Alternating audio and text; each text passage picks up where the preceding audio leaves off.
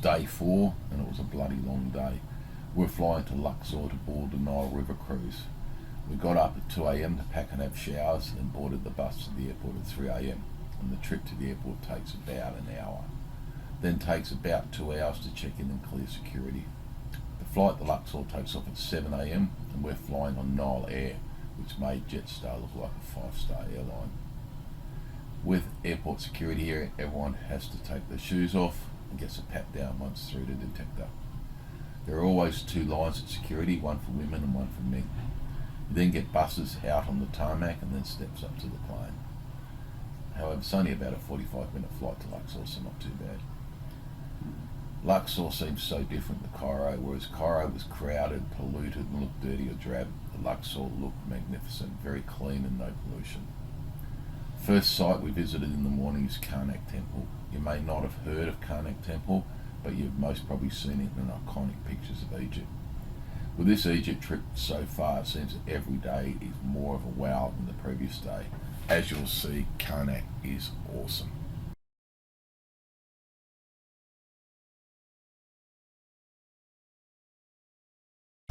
The tower to the right hand side is 49 meters high and still unfinished. Behind it, there is the remains of the mud breaks that was used, the technique that they used, the mud break cramp, that helps them to go with the stones to the upper level. You see this, where everyone is standing over there? This is the main docking area for this temple. As this temple used to be connected to the Nile is just a few meters over there, with a flipped T-form canal. The water used to run through the canal to the front of the temple. And this is the docking area. Then, you see this ramp here? So the main stone used for the construction is sandstone. Sandstone quarries here in Egypt is like halfway between here and Aswan. So they extract them, send them through the Nile, through the canal, then they can use these ramps to unload stones for more constructions happening inside. And we need to understand that this happens only if we get a good flood that can make the water level deep enough for those big ships that is going to carry those stones to travel from, let's say it's about 160 kilometers south from here, to bring the stones to this area. Or if it is granites coming from Aswan, it's about 300 kilometers. So those ramps are the ones used to unload stones for more constructions. Normally, cult temples to worship the gods, and most of the temples, they start the constructions from the inside out. So the deepest point inside the temple is the older one, the beginning. Then they add to the front of it.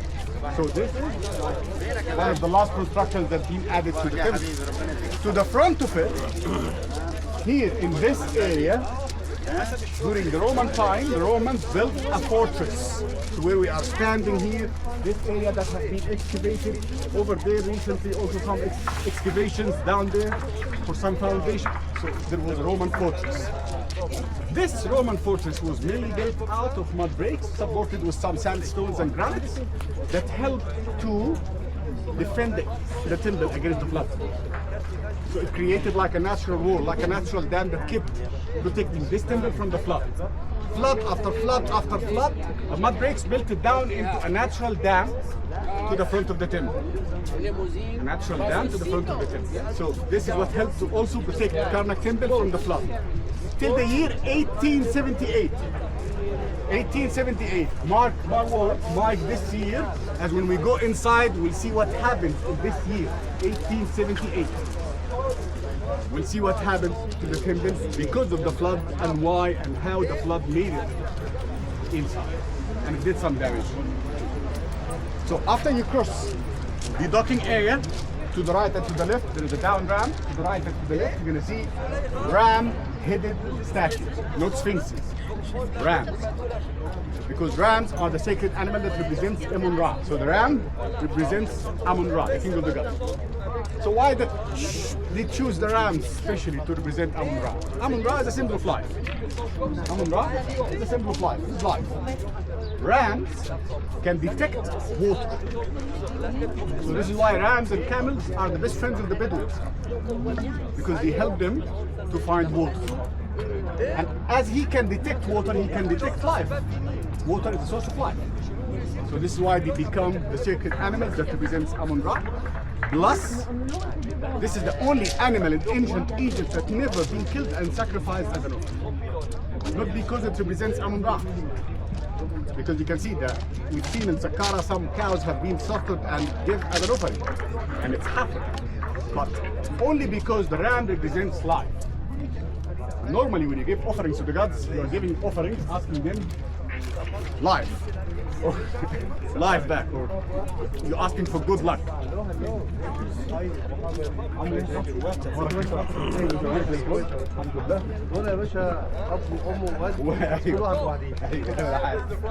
هو كان معانا جه اتشقلب معانا في القاهرة.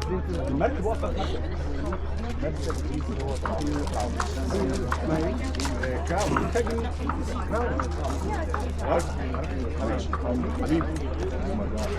So, what I was saying, never been killed and sacrificed.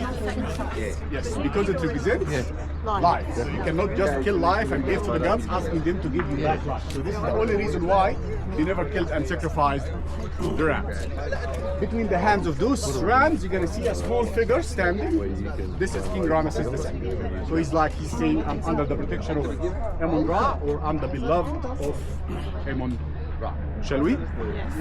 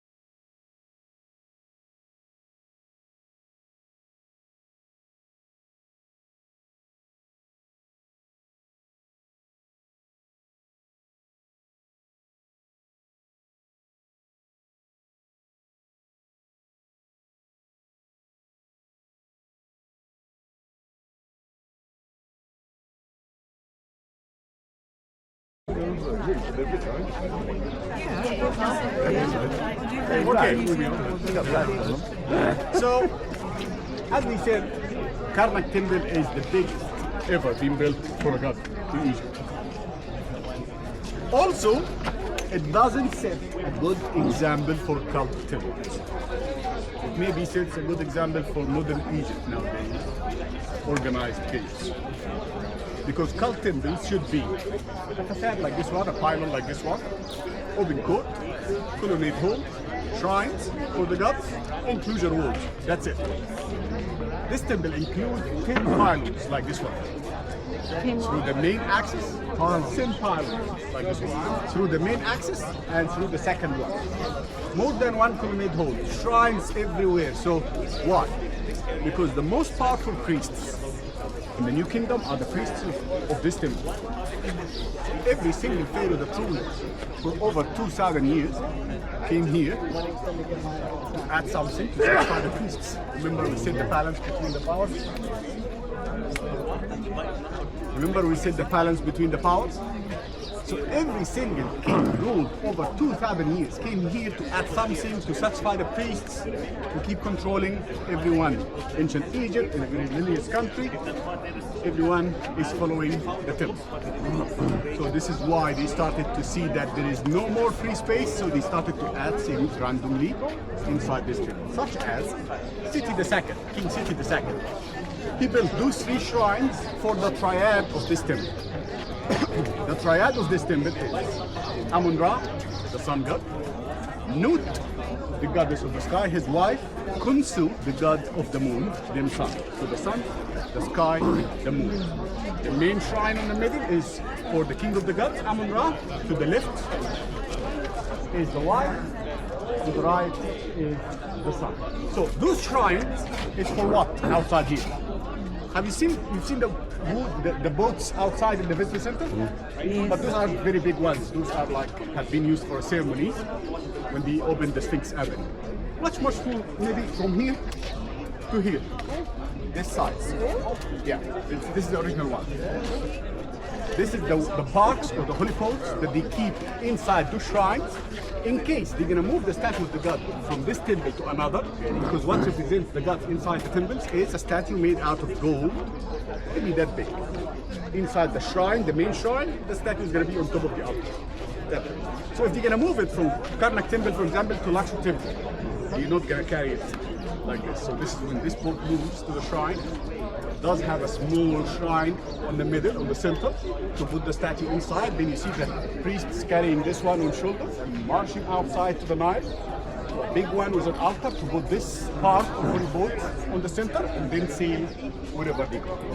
So this was to rest the boats of the triads of this temple: sun, the sky, and the moon, by King Seti I. Then you see that there is some ram-headed statues on both sides. They should be lining up same as the ones outside. So instead of this, we should have them here. So what happened? A Nubian king. So even when the Nubians ruled, even when the Greek Romans came, they also came to this temple and they kept at it. A Nubian king called Karnak. He decided that he's gonna build a colonnade hall here. You see this pillar here? Used to be 5 to the right, 5 to the left. This was a small gate. You see the small alabaster sphinx? To the front of the gate. And it used to have roofs also made out of sandstone. So this is a small colonnade hall that was built by Taharqa. In order for himself to build this, he had to clear some space. So he's the one who pushed those statues both sides to clear some space for himself to build. So we have a colonnade hall at the middle of the open court of Karnak temple. The open court should have nothing, free space, offering tables like this one. For the public to come play, leave the offering. Then, if you look to this wall, you see these pillars here represents the papyrus with a closed board. And then you see that there is a door, an exit to the outside. The ancient Egyptians always had symmetric. So if you look to the other side, it should be the same. But it is not. Because what happened is, King Ramesses III, he figured out that there is free space behind this wall. So he broke through the wall and he added a temple. So we have a complete temple at the open court of Karnak temple. So this is the facade of the temple of King Ramesses III, an open court, colonnade hall, and shrines. A complete temple was built at the open court of Karnak temple by King Ramesses. So this is what was happening. Everyone was trying to find a free spot to add something to satisfy the gods. And this is the remainder of the mud break. So hundreds of years they have been excavating this temple, so many expeditions. In the very beginning, all of these mud breaks used to be all the way to the top. You can still see the remainder of the mud at the top. So this is the technique. This is a technique that was used, especially in the New Kingdom, to build this. So they make a solid base out of mud bricks. Then they start to build walls out of mud bricks. One wall, then they leave a gap. Another one, they leave a gap. Another one. If you take a look, you can see that there is one, there's another one. And then you fill the gap between the walls with sand. And then you push the stones to the next level. So what you do next is you raise the level of the walls, so you can push more sand, so you can go higher. Because instead of building the whole mud brick out of, the whole ramp out of mud bricks, it's going to be a slow process. Just raising the level of the wall is a quicker process, and just push sand. And then you can use that itself as your floor, as your scaffolding system, because as you can see, they build randomly. And then they start to even the walls and carve this. As we're going to see, he said this is unfinished by a king called Dictinibu, one of the last pharaohs of the Tutsis. But we're going to see next, we're going to see that every single inch is carved with some seams, some relief, some the king displaying himself, giving, offering, receiving, offerings in a relationship with the gods. Shall we? Yeah. Okay. So while we are walking through this area, there was two statues to the right and to the left of King Ramses II. Rose granite. This one here with both legs together, both hands across the chest. So this represents Ramses II as a god, not as a king. The other one, both hands beside and left leg to the front. So he's alive. He's the king. Because when you die, you take the form of Osiris. So this is how we can tell. Now you take the form of Osiris, you are a god. All the pharaohs, while they are alive, they are half gods. When they die, they become gods. So this is the god Ramses II, and this is the king Ramses II. So this is those two statues, what they stand for. And he is here looking to the inside as everyone else, just waiting for the boats with the statues of the gods going in and out from this temple. If it is his temple, he's not going to be facing the inside. He's going to be facing the outside. As if I come to your home, you stand outside your door welcoming me. Security. I was hoping that you was welcoming me. Okay, so remember outside we said, so remember outside we said that the Roman fortress was like shaping like a natural dam, kept protecting the temple for thousands of years from the flood, till the year 1887. 1887. There is a black mark here, that high, okay? And it is literally high, flood 1887. Flood water in that high, black 1887. Why? There was a French Egyptologist. Remember, we said the French were the ones leading the Council of Antiquities, looking after the temples. He was looking after Karnak temple. And then he started to see that there is lots of sand, lots of salt on the sandstones. Eats the salt, eats the stones. So he kept thinking of a way how to clean all of this salt from this huge temple. Until he decided to flood the temple with the fresh water of the Nile to swap the salt. So this was his brilliant idea. He knocked down the natural dam, flooded the temple with the fresh water of the Nile. Okay, the fresh water is going to take the salt, but what's going to happen to the floor? Because of the water, it's going to get salt and mud. And we have thousands and thousands of tons standing here. So the next spot that we're going to see is called the Grand Colonnade Hall or the Hypostyle Hall. The one who started this is Seti I, the father of King Ramses II. He died, then Ramses II finished the job for his father. This colonnade hall contains 134 pillars. 134 pillars. Before what Le Grand did, it was still standing in a perfect condition. So, those two rows of pillars that we're looking at is 27 meters high. Okay? Yes, 27 meters high. Behind The ones behind them is 20 meters high. Wow. So it creates a shade like this on top of the pillars. So those are the two in the middle and the rest. So it creates this shape. The 7 meters gives us this shape, as there is here windows all along. And it used to be all covered with sandstone roofs. So the sun rays is going to infiltrate through the windows and the front entrance and so east and west, plus also the side windows to light up this corridor on the middle and to leave both sides with less lights.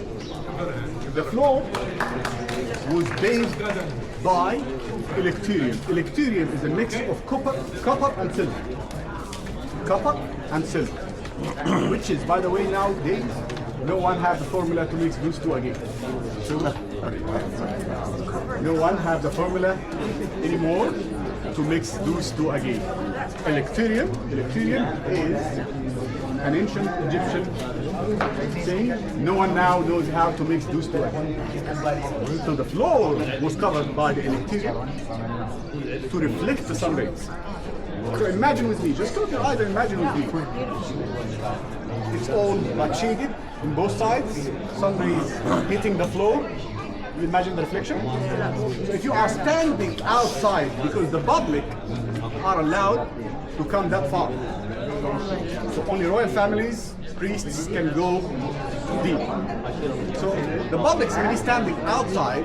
One of the royal family members is going to be walking through the crowds in a certain hour, in few meters, few steps. You cannot see him because of the reflection. It's going to disappear because of the reflection. To give the feeling that here I am reaching to the shrine of the king of the gods, the sun god. I'm carrying the and reaching to the shrine of the king of the gods. This was the purpose. This is how it was built, and this was the use of it. It falls down in 1887 after what we grabbed it. It collapsed. Here is some black and white picture when it falls down. And then when they started the restoration job, when they started to reinforce the foundations again, to reconstruct, but of course they've never been able to reinstall the roofs again on top of it. So they've been able, this is when it falls down, when it collapsed. You can see 1899 it collapsed, and this is how it used to look like. You see? Another small detail about this one that the ancient Egyptians didn't miss. For flowers and like plantations to bloom, you need what? Water. Sunlight. So all of those pillars represents the lotus, the papyrus, I'm sorry. The only two pillars on the middle are the ones with the open bottom. The rest is with a closed bottom. Because those are the only two that are exposed to the sun. The rest never sees the sun. So they never bloom. Those two only exposed to the sun through those windows, side windows and front and back windows, so they bloom. They have an open bottom. Those two. The rest behind them is with a closed bottom. I've been doing this job for the last 20 years. Only a year and a half ago, maximum 2 years ago, there was an expedition here working on cleaning the dust and the dirt that covers the colors. Because they were afraid to touch it, that they're gonna take the colors. But they figured out like a new chemical component that they can use without harming the colors and cleaning everything.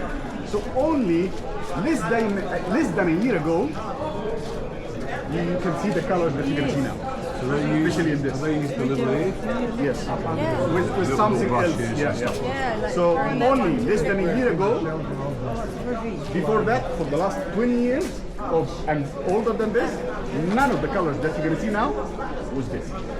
And this is what restoration has achieved. Yeah. This is what the the Council of special- Antiquities with something Yeah, new. some special product. Yeah, that they managed to produce to clean the dirt and the dust without this affecting the count. And since they started to do this, they decided that they're going to need to cover it again, but of course not with sandstones, with wood. And they already did some on that side Yeah. to protect the colors from From the sun.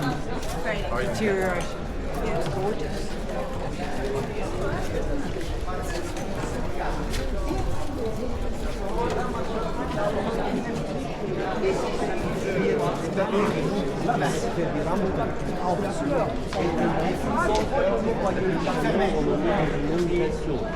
relié entre le Nil, les silos et même. Je pensais qu'il fallait nettoyer.